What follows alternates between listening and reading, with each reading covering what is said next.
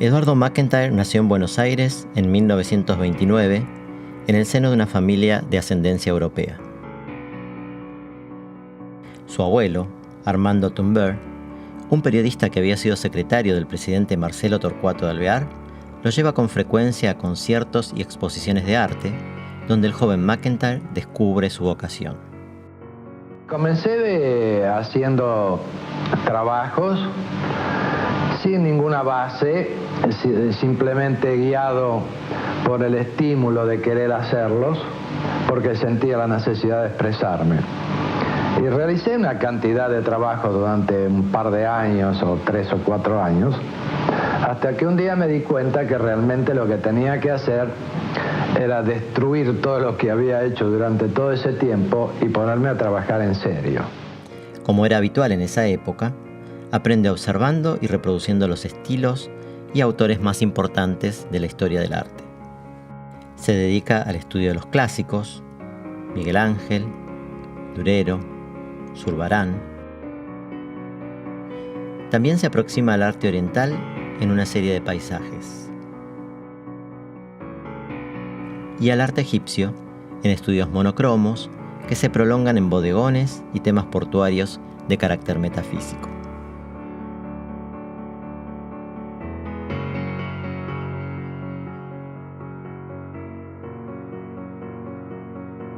El claroscuro introduce el interés por los contrastes y la luz, que serán clave en su obra futura.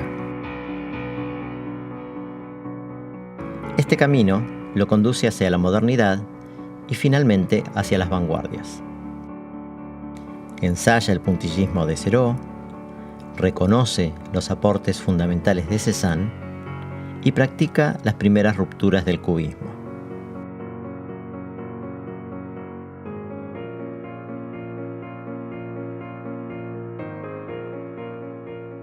Decidido a seguir su vocación, alquila un pequeño taller con su amigo Miguel Ángel Vidal, que le permite contar con un espacio para pintar.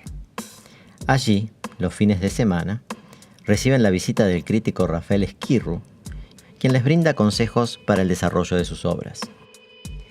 En los inicios de la década del 50, integra el grupo Joven, junto a Vidal, Víctor Magariños, Carlos Filievich, Rodolfo Bardi, Federico Martino y Diana Chaluquian, entre otros artistas.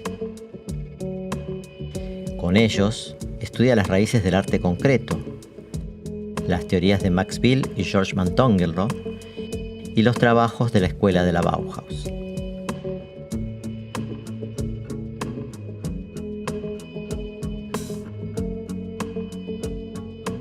A mediados de los 50 se casa con María del Carmen Apicella, quien brinda su apoyo incondicional a la carrera del joven Eduardo. Durante algunos años, su trabajo oscila entre la figuración y una abstracción de voluntad cada vez más geométrica.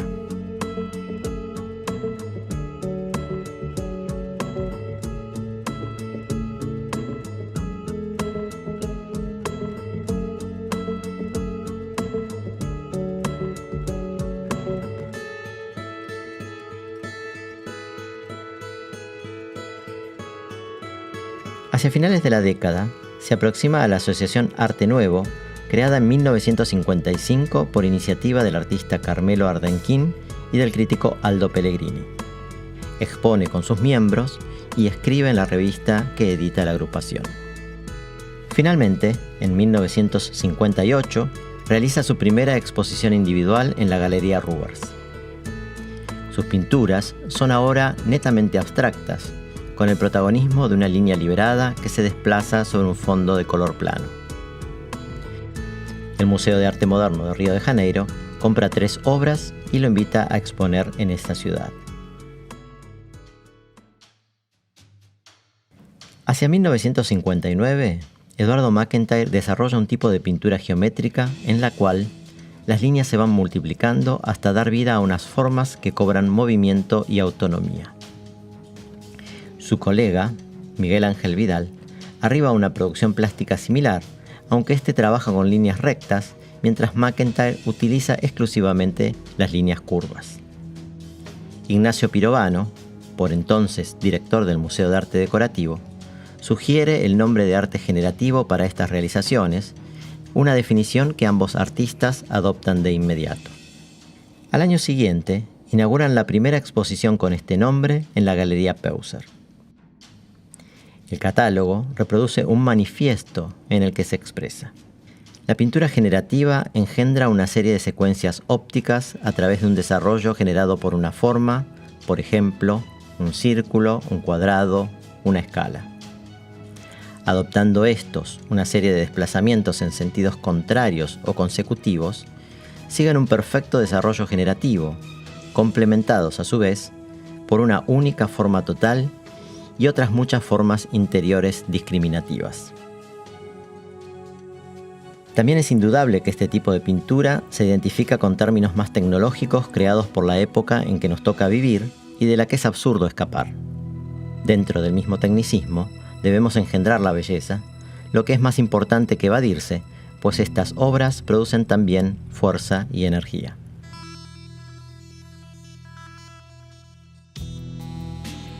La segunda exposición de arte generativo se realiza en el Museo de Arte Moderno de Río de Janeiro con rotundo éxito.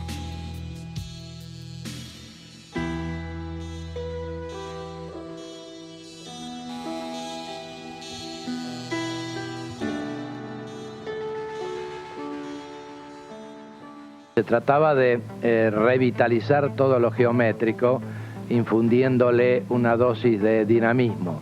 Toda la pintura geométrica hasta entonces era muy estática y nosotros quisimos volver a renovarla. Estábamos en plena época del arte informalista, del action painting y todo ese tipo de cosas, y nosotros empezamos como a revitalizarlo. Y da la casualidad que también Le Parc lo hace en París y también Vasarely en esa época. Y luego empieza toda la época de Op Art, donde nos incluyen. Simultáneamente, Eduardo McIntyre emprende una exitosa carrera individual. Expone en diferentes oportunidades en la Galería Bonino, participa de importantes muestras en el Museo de Arte Moderno y el Museo Nacional de Bellas Artes,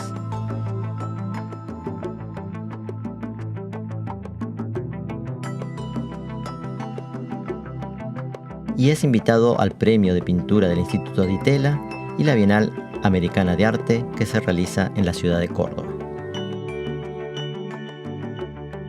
Su trabajo atraviesa también las fronteras nacionales. En 1961 es invitado a la Bienal Internacional de Arte de San Pablo. En los años siguientes realiza exposiciones en Chile, Perú, Colombia, Venezuela y los Estados Unidos, ingresando a importantes colecciones en instituciones públicas y privadas en todos ellos. En Washington, el senador Bob Kennedy descubre su trabajo en una exposición colectiva y más tarde incorpora una obra a la colección familiar. Andy Warhol incluye una pieza generativa de color violeta en la única exposición que realiza como curador, Ride the Icebox One with Andy Warhol, inaugurada en el Museo de Arte de la Rhode Island School of Design en 1969.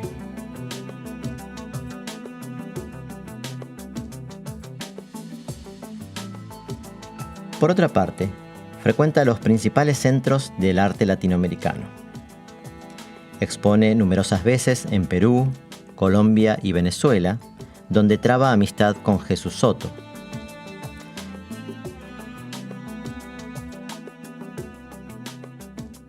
También expone en los países más activos de Centroamérica, como El Salvador y Puerto Rico. En este último, obtiene un importante premio en la Segunda Bienal de Grabado y exhibe un políptico de segmentos desplazables que solicita la participación lúdica del espectador.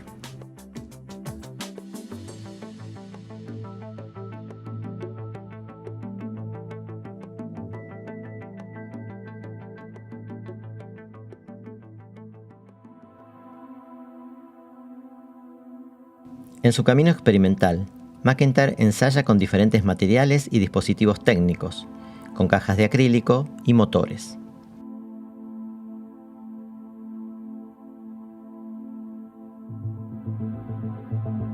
En 1967, Obtiene un premio en la exposición Plástica con Plásticos con una obra motorizada.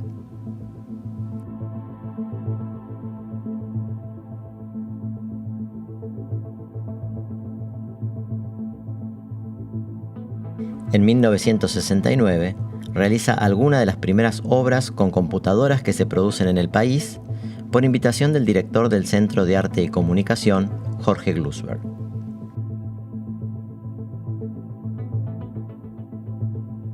Estos trabajos se exhiben en la exposición Arte y Cibernética, que se inaugura en la Galería Bonino de Buenos Aires y luego recorre diferentes ciudades del mundo. En 1973 integra la exposición Projection et Dynamisme, realizada en el Museo de Arte Moderno de la Ville de París. En relación con su obra, el director de la institución, Jacques Lassagne, opina: significa un aporte nuevo, especialmente para los franceses.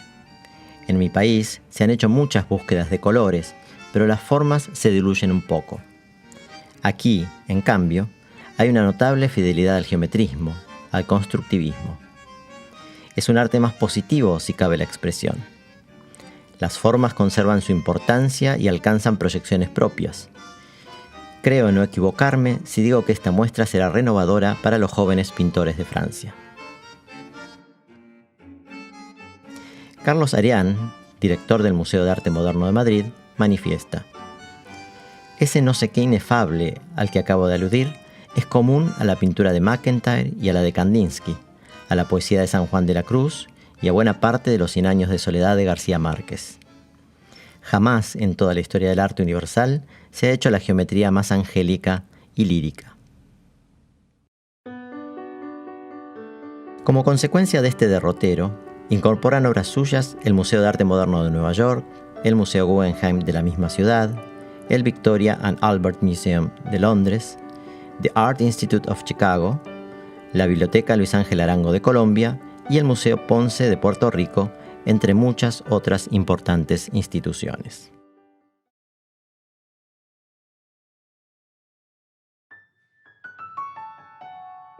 Durante el desarrollo de su lenguaje pictórico, Eduardo McIntyre ve en las líneas curvas la posibilidad de contrarrestar el estatismo de gran parte del arte geométrico que se produce en esos días. De manera impensada, el círculo comienza a transformarse en una figura recurrente en sus obras. En un momento dado de mis primeros trabajos, de mis primeras investigaciones, empiezo a encontrar que la circunferencia era la forma ideal para poder expresarme. Entonces encuentro en ella vibración, movimiento, una forma que no tiene principio ni fin y que tiene continuidad. Y entonces empiezo después a estudiar ese tipo de elementos que me da la circunferencia y empiezo a ver que también la encuentro en la naturaleza. Vos tirás una piedra en el agua, se describen circunferencias o círculos. Pues la luna tiene una forma circular, la Tierra también, es decir, los planetas. Toda la pintura renacentista y anterior aparecen los santos y las vírgenes con la forma circular encima. Las tribus indígenas bailan en forma circular. Luego encuentro en el arte precolombino, hay un libro escrito por Antonio Gras donde se habla de círculo, donde toda la base principal del arte precolombino parece como descansar un poco en la forma circular. Y después en Estados Unidos encuentro en el Museo de Arte Moderno de Nueva York otro libro sobre el círculo donde afirma, todo eso afirma lo que yo estaba haciendo un poco intuitivamente.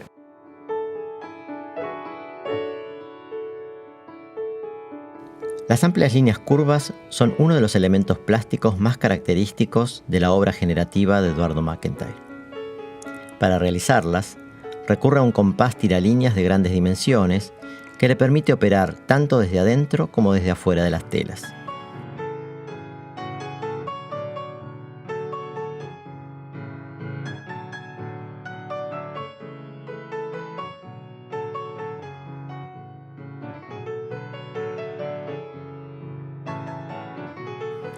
La superposición de líneas produce un efecto óptico que aporta un singular dinamismo a la composición.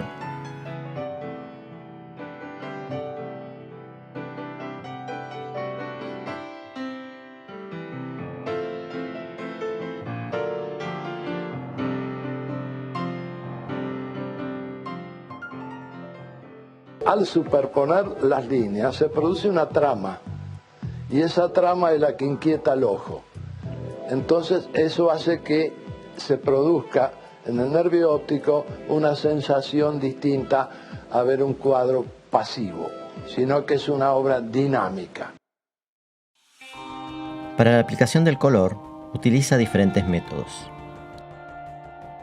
Los fondos suelen estar pintados de manera plana, pero más tarde construye campos luminosos mediante la aplicación de pintura con un aerógrafo.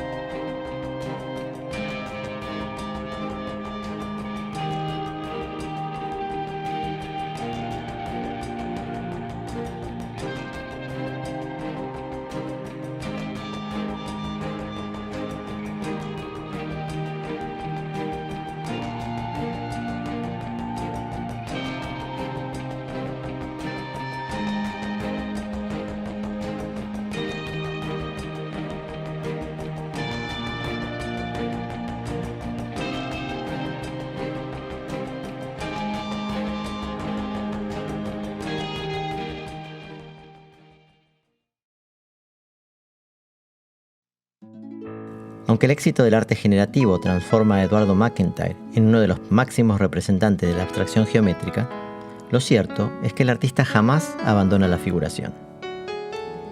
Durante varios años, esta habita casi exclusivamente sus cuadernos de bocetos, pero hacia mediados de la década del 80 comienza a ver la luz en pequeños paisajes y naturalezas muertas, plasmados en pasteles, acuarelas y otras técnicas. El trazo liberado contrasta con los rigores de las líneas curvas. Los objetos cotidianos, reconocibles, cargados de sensibilidad, despiertan evocaciones y emociones simples y directas.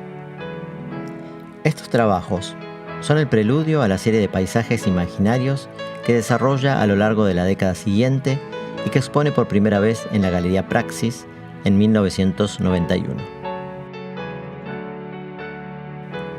En esta serie, abstracción y figuración se amalgaman para dar vida a unas imágenes de intensidad lírica que responden a una suerte de cartografía del alma.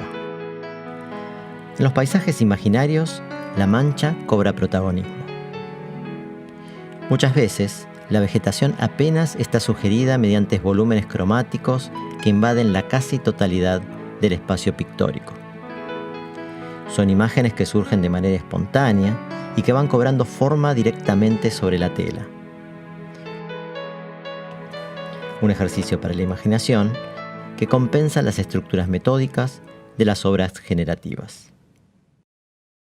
Entre unas y otras florecen algunas propuestas híbridas, como la interpretación de la colección Campomar de arte africano, que da origen a la serie de percepciones africanas.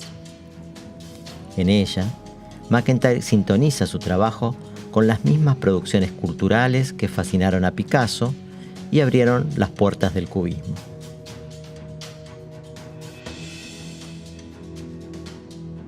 Yo ya en el año 50, 51, ya estaba incursionando con el arte africano porque lo estaba estudiando. Tal es así que tengo un par de 3 o 4 obras de esa época, lo cual me pareció muy interesante ampliar el tema, ya que tenía las piezas a mano y que bueno, esas piezas me sirvieron aún más como motivo de inspiración para poder realizar esos trabajos.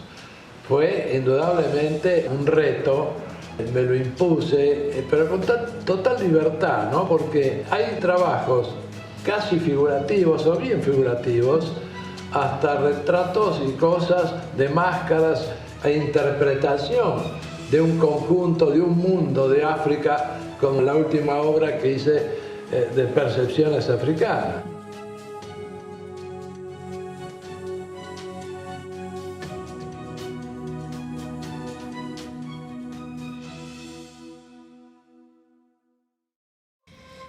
Finalizada la década de 1990, otra interpretación lo llena de satisfacciones. Esto sucede cuando la obra Cristo la Luz se transforma en la primera versión abstracta de la crucifixión que ingresa en la colección permanente del Vaticano. Traté de unir en esta obra síntesis, fuerza y sencillez como en el arte románico y la esbeltez del gótico, así como una gran autoridad de medios como la propia vida de Cristo. La luz de su cuerpo, representada por 4 grandes curvas, tratan de expresar el camino del bien, el amor y la verdad. Enseñanzas que tienen su fuente originaria en Dios, representado en el misterio de Cristo resucitado, para que nos inspire y guíe.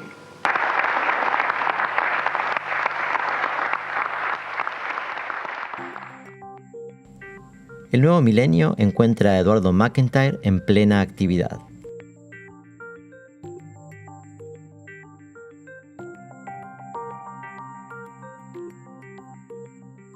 Mientras su trabajo adquiere cada vez mayor reconocimiento en el mundo, pasa sus días investigando nuevos materiales que expandan sus obras hacia nuevas dimensiones plásticas.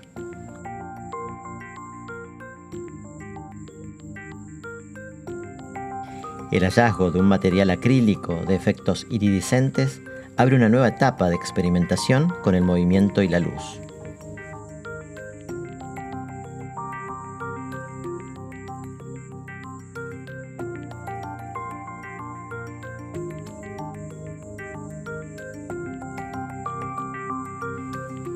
El lugar del espectador se vuelve fundamental, ya que es él quien, con su desplazamiento, genera la miríada de proyecciones latentes en la composición.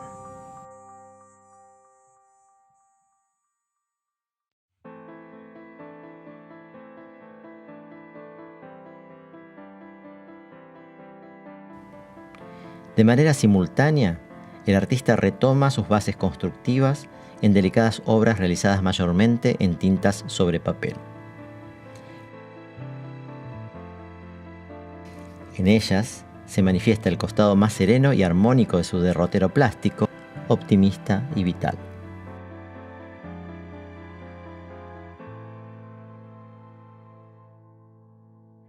Amo profundamente la cosa positiva y creo que con la pintura geométrica y constructiva en general se da una imagen, todos los artistas que la practican quieren dar una imagen de algo construido, algo más sólido. Lo más satisfactorio es hacer lo que uno quiere de su vida.